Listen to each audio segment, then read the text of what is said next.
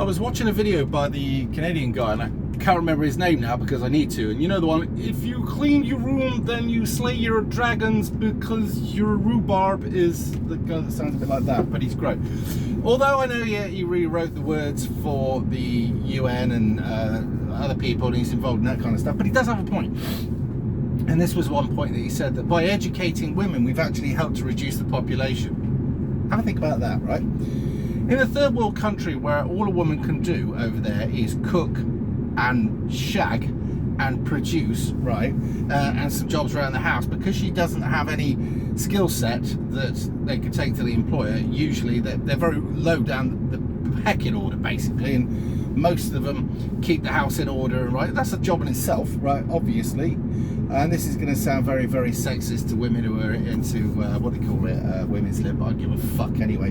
That stuff's cancer. But by educating women and then sending them on to further education, it's obvious that they're going to want to use that to better themselves. And when you get a woman in a career mindset, then by the time she's realised that actually this isn't for me and it's a bad fucking idea, they're 40 and the eggs have gone off a bit, and the chances of them getting pregnant and having a first pregnancy without any problems is significantly, well, getting pregnant is significantly reduced, and having complications because of the age is increased.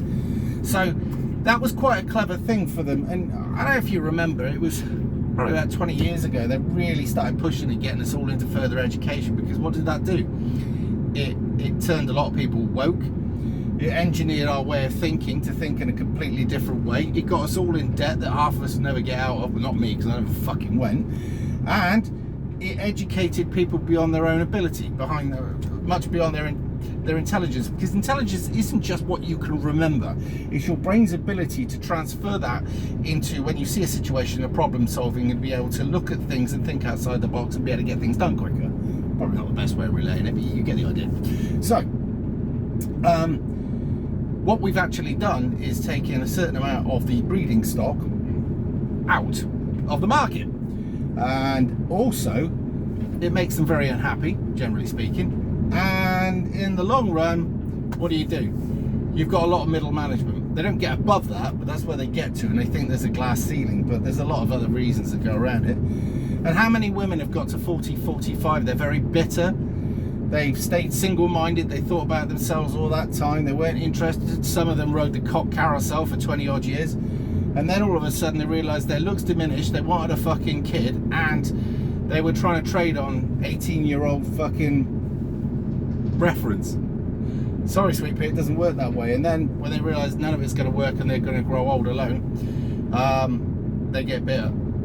They usually dye their hair blue. No, it's a kid, but you get the idea. But this is where we are at the moment, and I have to say that I can feel sorry for some of them, because generally they believed what they were told. I mean, if you've got somebody who's very intelligent, allegedly in a university, saying, come to us, we'll improve your life.